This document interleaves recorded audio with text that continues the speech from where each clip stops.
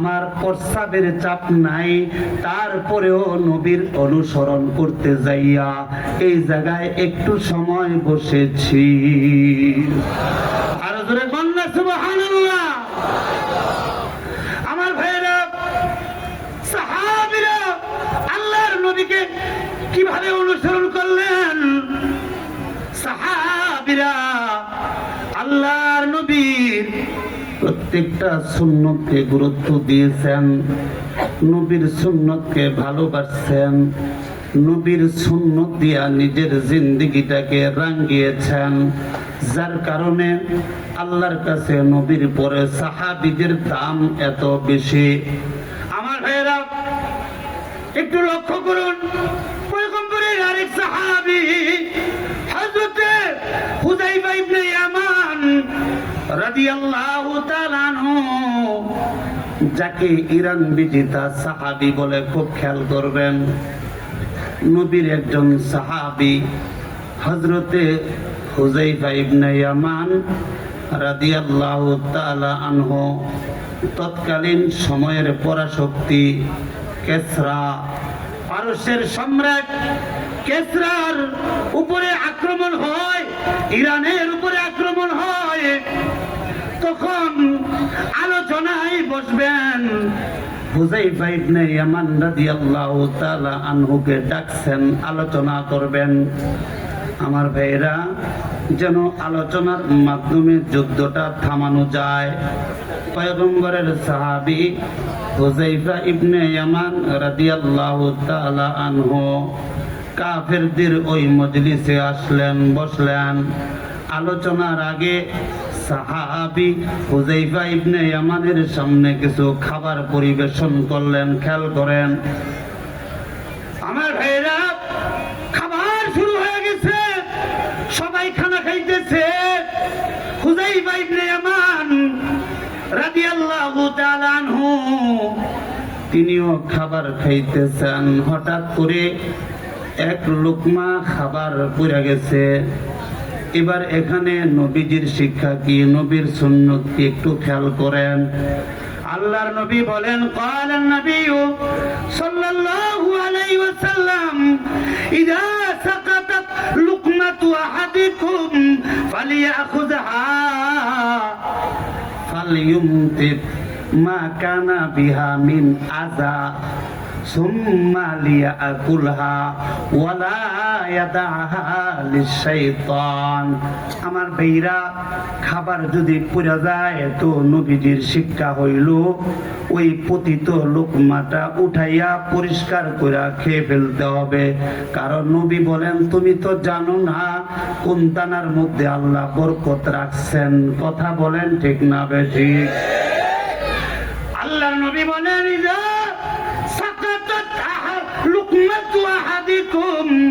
তোমাদের কারো খাবারের লোকমা যদি পড়ে যায়, ফালিয়াখুযহা, এটা উঠে নাও, ফালইউমতিত মা কানা বিহা মিন আযা, ময়লা যদি খাবারের মধ্যে থাকে এটা ধুইয়া পরিষ্কার করে খায়া লাও। সুম্মা লিয়াকুলহা, খায়া ফেলাও। ওয়ালা ইয়াদাহা লিশাইতান, শয়তানের জন্য ছাইরা রাখো না। সুবহানাল্লাহ। আল্লাহ নবীর সাহাবী হযরতে হুযায়ফা ইবনে ইয়ামান রাদিয়াল্লাহু তাআলা আনহু যেই মাত্র খাবার পড়ে গেছে, নিজের হাত থেকে একটু বাড়াইয়া দিলেন, পতিত লোকমাটা উঠাইয়া খেয়ে ফেলবেন। এমন সময় পাশে বসা একজন কনুই দিয়া ধাক্কা দিয়া নবীর সাহাবী হুযায়ফা ইবনে ইয়ামানকে বলতেছেন, আপনি এটা কি করতেছেন? আপনি কি জানেন না এটা কার দরবারে বসছেন? বর্তমান সময়ের সবচেয়ে সুপার পাওয়ার কেসরার দরবারে বসছেন। আপনি যদি এভাবে খাবার উঠে খান, আপনাকে তারা নিম্ন শ্রেণীর মানুষ মনে করবে, আপনাকে তারা অভদ্র মনে করবে, অসভ্য মনে করবে।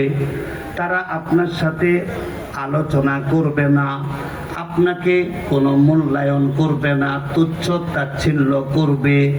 যদি আপনি এই পতিত লোকমা উঠায়া খেয়ে ফেলেন। আমার ভাইয়েরা, হযরতে হুযায়ফা ইবনে ইয়ামান রাদিয়াল্লাহু তাআলা আনহু যেই জবাবটা দিলেন স্বর্ণ করে ইতিহাসের পাতায় লেখা। ভাইরে সাহাবী হুযায়ফা ইবনে ইয়ামান জবাব দিলেন, আতরুকু সুন্নাতা রাসূলিল্লাহি সাল্লাল্লাহু আলাইহি ওয়াসাল্লাম লিহাউলাইল হুমাকা। আমার ভাইরা, হুযায়ফা ইবনে ইয়ামান রাদিয়াল্লাহু তাআলা আনহু জবাব দেন, আমি কি এই নির্বুদ্ধের কারণে, এই বোকাদের কারণে নবীর সুন্নত ছাইরা দিমুনি? এত আস্তে সুবহানাল্লাহ। এই তোমাদের বাদশা কি বলবে আর কি বলবে না এটা আমার দেখার বিষয় না। তোমাদের বাদশা আমার সাথে কথা বলবে কি বলবে না এটা আমার দেখার বিষয় না। তোমাদের বাদশা আমার সুনাম গাইবে কি গাইবে না, আমার প্রশংসা করবে কি করবে না, আমাকে নিয়ে উপহাস করবে কি করবে না এটা দেখার বিষয় না। আমি দেখব আমার নবীর সুন্নত কি। আমার নবীর সুন্নত হইল খাবার পুরা গেলে ইদা সাকাতাত লুকমাতু আহাদিকুম ফালিয়াখুযহা, যদি লুকমা পুরা যায় এটা কুরাইয়া খেয়ে ফেলো। সুবহানাল্লাহ। আর জোরে বলেন। এই পারস্যের সম্রাট, এগুলো আমার দেখার টাইম নাই। আমি দেখবো এখানে নবীর সুন্নত কি, ঠিক না রে ঠিক? আর জোরে বলেন। আমরা তো অনেকে টুপি মাথা দিতে পারি না, কারণ একটা সময় গেছে টুপি মাথায় দিলে কয় জঙ্গি। কথা কন। এই দাড়ি নিয়ে চলা গেছে না, দাড়ি মুখে নিয়ে চলা গেছে না, জঙ্গি মৌলবাদ বিভিন্ন ভাবে সন্ত্রাসী আখ্যা দিয়েছে মুসলমানদেরকে। কথা কোন ঠিক না ঠিক? এ ভাই, এই দেশেই যেখানে 95% মুসলমান, এই দেশটার মধ্যে টুপি দাড়ি নিয়ে চলাটাও কঠিন ছিল একটা সময়। কথা কোন। আমার বাইরে অনেকেই দাড়ি রাখছে না, রাখে নাই ভয়ে, না জানি তারে জঙ্গি কয়। কি যারা রাখছিল তারা কাইটা ফালাইয়া দিচ্ছে, রাখে নাই। অনেকে রাখছেন কাইটা ফালাইছে। এই মাথায় টুপি পরে না, পাঞ্জাবি পরে না কেন? পাঞ্জাবি পরলে মৌলবাদী বলবে, মৌলবাদী সন্ত্রাসী বলবে, জঙ্গি বলবে। এমন বেয়াদব আছে না নাই? হ্যাঁ মুসলমান, তুমি আর আমি যদি নবীর আশেক হইয়া থাকি, আমি যদি নবীর উম্মত হইয়া থাকি, নবীর সুন্নতকে যদি ভালোবাসো, তাইলে কে কি বলবে আর না বলবে আমি মাথা থেকে টুপি সরাবো না। কথা কম। কে বলবে? তোমার নেতা কি বলবে? তোমার পীর কি বলবে? এগুলো দেখার টাইম নাই। আল্লাহর নবী কি বলেন? আল্লাহর নবী বলেন দাড়ি রাখো। এই কথা কোন ঠিক না? এখন আমার জঙ্গি কইব দেখে কি আমি দাড়ি কেটে লামো? আমি দেখবো আমার নবীর শিক্ষা কি, এখানে আমার নবীর সুন্নত কি। প্রয়োজনে জীবন দিব, তারপরও আমি নবীর সুন্নতকে রক্ষা করব। আমার ভাইরা, আজকে আমাদের সমাজে অনেক মুসলমান লজ্জায় মাথায় টুপি দেয় না। আছে না নাই? অভাব নাই, অভাব নাই। অথচ নবীর সুন্নত দাড়ি রাখে না, লম্বা জামা পরে না, ইসলামিক লেবাস পরতে তার লজ্জা লাগে। অথচ নবীর সুন্নত। হায়, নবীর ভালোবাসা, আল্লাহর ভালোবাসা যদি পাইতে চাও নবীর সুন্নতের অনুসরণ করতে হবে। কথা কোন ঠিক না বেটি? হাদিস শরীফে আসছে রাসূল কি বলেন? ক্বালান নবিয়্যু সাল্লাল্লাহু আলাইহি ওয়াসাল্লাম, ক্বালান নবিয়্যু সাল্লাল্লাহু আলাইহি ওয়াসাল্লাম, মান হাব্বা সুন্নতি ফাকাদ হাব্বানি ওয়া মান হাব্বানি কানা মাই ফিল জান্নাহ। যে আমার সুন্নতকে ভালোবাসলো সে আমি নবীরে ভালোবাসলো, আর যে আমি নবীরে ভালোবাসলো আমার সাথে সে জান্নাতে থাকবে। আর জোরে কও। আমার ভাইয়ের আল্লাহ নবী বলেন, ক্বালান নবিয়্যু সাল্লাল্লাহু আলাইহি ওয়াসাল্লাম কুল্লু উম্মতি ইয়াদখুলুনাল জান্নাতা ইল্লা মান আবা। পয়গম্বর বলেন, আমার সমস্ত উম্মতেরা জান্নাতে যাবে, তবে যারা আমাকে অস্বীকার করে তারা যাবে না। সাহাবীরা বলেন, কিলা মাই আবা ইয়া রাসূলুল্লাহ, মাই আবা ইয়া রাসূলুল্লাহ। ওগো নবীজি, আপনাকে আবার অস্বীকার করে কে? আল্লাহ নবী বলেন, মান আতাআনি দাখালাল জান্নাহ। যে আমাকে অনুসরণ করে, আমার সুন্নতের অনুসরণ করে, যারা তাদেরকে আমার সুন্নতের রং দিয়া রাঙ্গায়, আমার সুন্নত দিয়া যারা সাজায়, তারা জান্নাতে যাবে। আর যারা আমার সুন্নতের অনুসরণ করে না, তারা আমাকে অস্বীকার করে। এবার আপনারা বলো, নবীর কথায় বোঝা যায় যারা নবীর সুন্নতের অনুসারী হয়ে কবরে যাইবা জান্নাতে যাইবা, আর যারা নবীর সুন্নত মানবে না ইল্লা আবা, তারা যেন অস্বীকার করে। আর যারা নবীর সুন্নতকে অস্বীকার করে, নবীর সুন্নতকে দিয়া মজাক করে, ঠাট্টা করে, আছে না নাই? এই জোরে বলেন, আছে না নাই? এরা জাহান্নামে যাবে। আল্লাহ রাসূল বলেন, এই জন্য রাজি আছেননি? এই নবীর সুন্নতের উপর আমল করতে রাজি আছেন ইনশাআল্লাহ? কারা কারা রাজি আছেন আমার একটু হাত তুলে দেখান তো। নারে তাকবীর, নারে তাকবীর। জি, হাত নামান। এই ভাই, আপনারা একটু দাঁড়ায় আছেন, একটু বসেন না, খালি জায়গাগুলো বসেন। আজকের প্রধান অতিথি আসছেন, উনিও কথা বলবেন, বসেন। এরপরে প্রধান মেহমানও চলে আসতেছেন, প্রধান বক্তা। আমি আমার আলোচনা এই 5 মিনিটের ভিতরে গুছিয়ে ফেলবো। তা যে কথা বলতেছিলাম, যে আয়াতখানা তেলাওয়াত করেছে আলে ইমরানের 31 নম্বর আয়াত, এই আয়াতের মধ্যে আল্লাহ বলেন, তোমাদের জন্য 2টা ফায়দা। একটা ফায়দা হলো আমার ভালোবাসা পাইবা, আর 2 নম্বর ফায়দা হলো তোমাদের জিন্দেগির গুনাহ মাফ হবে। তবে শর্ত আছে না নাই? এই শর্ত আছে না নাই? 2টা ফায়দা যদি আমরা পাইতে চাই, তাহলে আমাদের একটা শর্ত আছে। শর্তটা হলো তোমরা নবীর সুন্নতের অনুসারী হইবা, নবীর সুন্নতের উপরে আমল করবা, তাইলে আল্লাহর ভালোবাসা পাইবা এবং আল্লাহ তোমাদের গুনাহগুলো মাফ করে দিবে।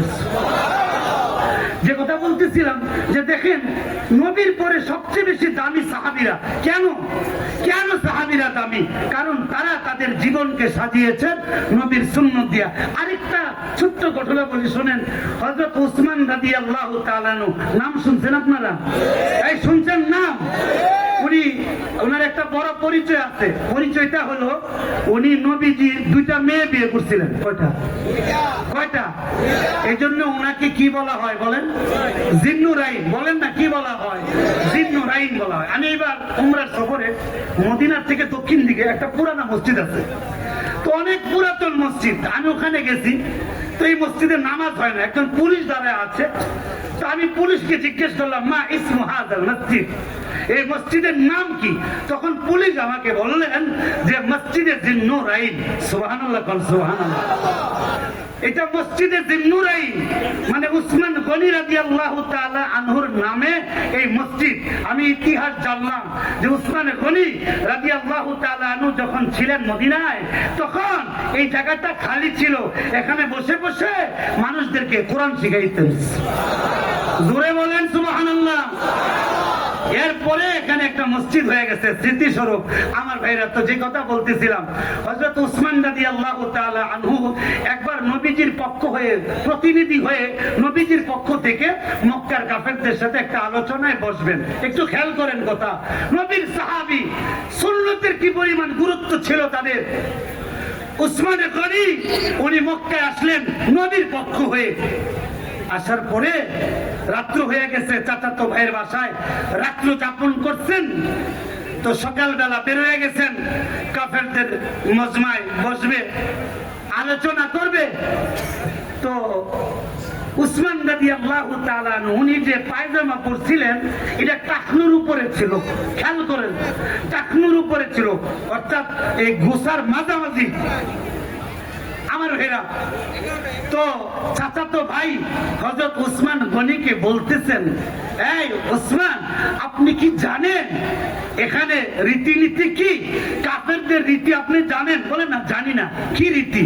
বলে এখানে রীতি হলো যার কাপড় যত বেশি নিচে ঝুলা থাকবে সে তত বড় ভদ্রলোক। আস্তে কোন নাউজুবিল্লাহ। আমাদের দেশে কিছু ভদ্রলোক আছে, দেখবেন লঙ্গি পরছে, উপরটা নাভি দেখা যায়, আর নিচটা দেখবেন একেবারে শেষরায় যাইতেছে। আছে না নাই? কথা কোন আছে না নাই? এমন ভদ্রলোক কি আপনারা দেখেন নাই? এই খেয়াল করেন। তো উসমান রাদিয়াল্লাহু তাআলা আনহুকে চাচাতো ভাই বললেন, আপনি যে এইভাবে পায়জামা পরছেন টাকনুর উপরে, কাফেররা তো আপনার সাথে আলোচনা করবে না, কারণ আপনার যে অবস্থা আপনাকে তো মফিজ মনে করবো, মফিজ। এই জন্য আপনি একটা কাজ করেন, পায়জামাটা টাকনুর নিচে পড়েন। খেয়াল করেন, উসমান রাদিয়াল্লাহু তাআলা আনহু বলেন, এই মিয়া কি বলো? মা আসফালা মিনাল কাবাইন মিনাল ইজারি ফিন্নার। টাকনুর নিচে যে অংশ ঢাকা থাকে এটা কই যাইবো? জান্নাতে না জাহান্নামে? এই আরো জোরে বলেন। উসমান রাদিয়াল্লাহু তাআলা আনহু বলেন, এই এরা এই কাফের নেতারা আমার সাথে কথা বলবে না বলবে, আমার প্রশংসা করবে না করবে, এগুলো আমার দেখার কাম নাই। লা হাকাযা ইজরাতু সাহিবুনা সাল্লাল্লাহু আলাইহি ওয়াসাল্লাম। এটা হলো আমার নবীর যে রীতিনীতি, আমার নবীর পদ্ধতি, আমার নবীর পোশাক পরার সুন্নাত, পায়জামা লুঙ্গি পরার সুন্নাত হলো টাকনুর উপরে। এজন্য নেতারা কি বলবে না বলবে এগুলো আমার দেখার টাইম নাই, আমি দেখবো আমার নবী কি বলেছেন। ঠিক না ঠিক বলে বলেন আমার ভাইরা। এই জন্য আমরা সাহাবায়ে কেরামের মতো যদি হতে চাই, দামি, ওনাদের মতো তো আর এরকম হতে পারবো না, কিন্তু আল্লাহর প্রিয় হতে পারবো। সাহাবীরা যেমন প্রিয় হয়েছেন আমরাও প্রিয় হতে পারবো। কখন? নবীর সুন্নত মানবো যখন। কথা কোন ঠিক না বেঠিক? এই জন্য আসল ওই যে কথা বলতেছিলাম যে আলে ইমরানের মধ্যে আল্লাহ তাআলা বলেন, যদি আমার ভালোবাসা পাইতে চাও আর গুনাহগুলো মাফ করাইতে চাও তাহলে শর্ত হইল একটা, নবীর সুন্নতের অনুসরণ করো। যেমনি ভাবে সাহাবায়ে কেরাম পরিপূর্ণ ভাবে নবীর সুন্নতকে শতভাগ মেনেছেন, তোমরাও যদি মানতে পারো আল্লাহ তোমাদেরকে ভালোবাসবেন, তোমাদের জিন্দেগীর গুনাহগুলো মাফ করে দিবেন। আসুন আমরা যতদিন পৃথিবীতে থাকবো নবীর প্রত্যেকটা সুন্নতের উপরে আমল করব তো ইনশাআল্লাহ। সবাই রাজি আছেন তো ইনশাআল্লাহ? আজকে পর্যন্তই। ভালো থাকুন, সুস্থ থাকুন। আমিন। ওয়া আখিরু দাওয়ানা আলহামদুলিল্লাহি রাব্বিল আলামিন।